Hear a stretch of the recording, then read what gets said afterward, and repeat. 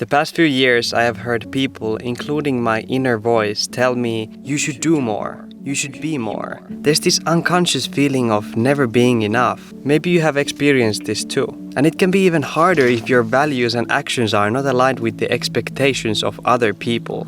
But you should still be you and live life on your own terms. That's why I created this video to share what has helped me to stay confident and happy, while many times not following the social norms.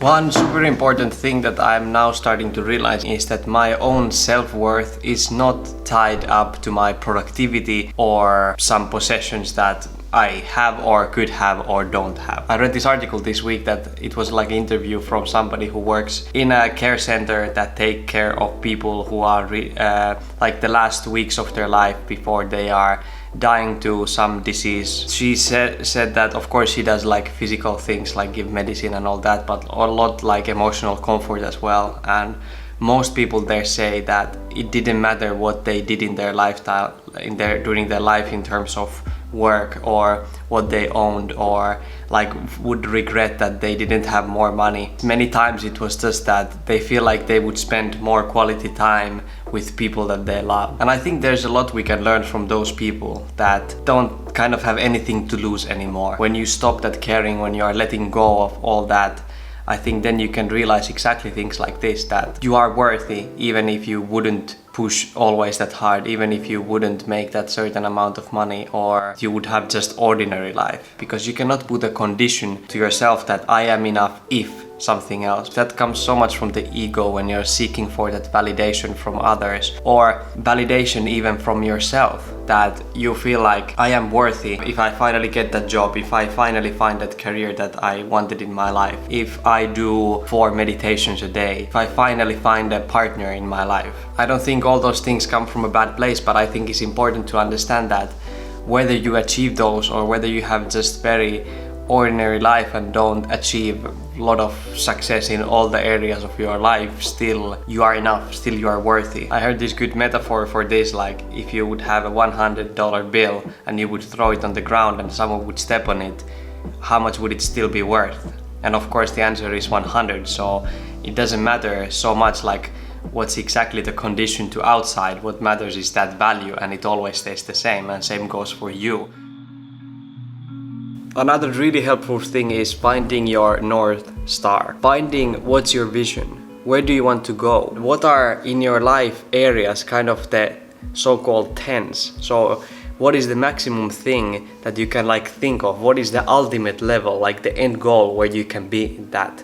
Once you understand that, it's so much easier to understand what you are like kind of more than satisfied with. Of course you could be satisfied for like 7 out of 10, but 10 out of 10 is like the absolute maximum. Knowing this in your life, for example, what type of activities do you want to do? What type of home do you want to have? It gives you so much clarity on where you are in your journey now and where do you want to go. And what that gives you is a lot of confidence. You are not anymore just trying to, in a dark forest, go somewhere. You are exactly knowing where you go. You know that's the path, that's the trail, and you are following that. So in terms of simplifying life, for me it could be that I find a home in a little bit more calmer environment.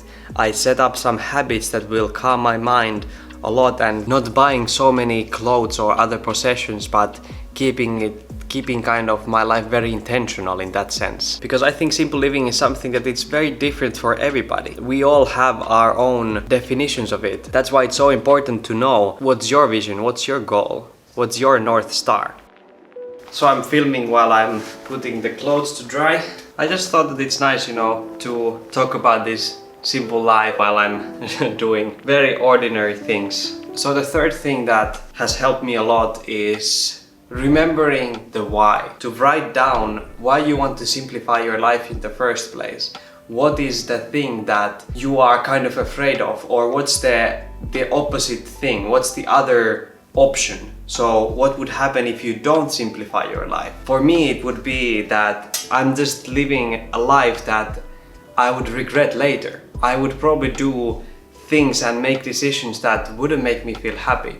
For example, I have a very addicted mind. I have realized that For example, for TV series, so I could buy, you know, the biggest TV and bunch of subscriptions for different types of streaming platforms, and then just use all my time to do those. And I feel like after 20 years, if I would just do that, I wouldn't achieve many of the things that I want to achieve in my life.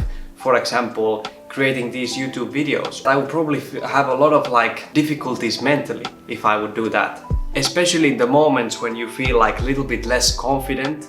That really helps that you have, you know, the why written down somewhere, and you can go back to and remember that this was exactly the big reason why I started this, and it gives you the inspiration to continue. I like these super cozy lights that we put here. The fourth one is to listen to others, but realize that we all have our own opinion. We all are different, and I think that that's the beauty of life. But most people are not many times understanding you. Like if you tell them that you don't need more, you are exactly where you are supposed to be, and you have enough already. There are so many different opinions, and it's good to listen to others to get, you know, new ideas and realize and understand what are other people doing. Be curious about those. But just if somebody tells you that you are doing something wrong, you should do this because it worked for me, you should take that as an opinion, not as the true fact, because most likely you know yourself better than the other person knows you. But what is super important is that you engage with other people and other communities that share similar values as you do. So for example, if you think that living a simple lifestyle, slower lifestyle and aligned with your values is exactly what you want to do, I think that this channel is exactly your place. It's your community, because it's sometimes so hard to be just alone and trying to keep away, you know, all those distractions and all the different values and comments and opinions that come, and kind of stay on their lane. If you don't have that community support, if you don't have that like reinforcement currently all the time that what you're doing is correct, you're on the right path, just trust yourself and trust the process, and not trying to jump from different things all the time. Fifth one is a little bit more advanced, I would say. That is, be aware of your own thinking patterns.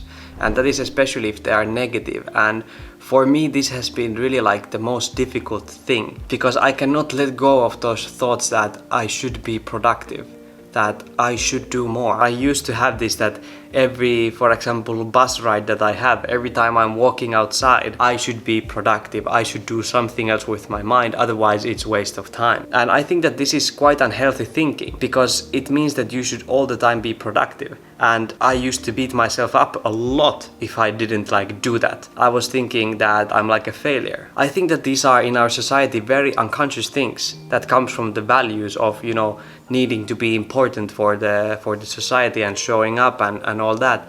And of course as well, like, it's difficult to just stay in silence. That's another fact for sure. But you need to understand that your mind cannot handle all the time being productive. You need to give the moments of pause to yourself. And it's super important therefore to be aware of your own thinking before you go into that mode where you start to feel very anxious or bad about yourself, and your self-worth goes down because you didn't do something. And even if you slip up, like you buy that thing that you didn't necessarily need, you still need to be kind to yourself and understand that these things can happen. Not focus on, you know, the fall, but focus on getting up. During my journey of simplifying life, I have learned so many things, even sometimes like little bit surprising things. If you want to find out 5 of those lessons, make sure to check this video next. Remember to stay kind and meaningful in your own beautiful journey. See you in the next one.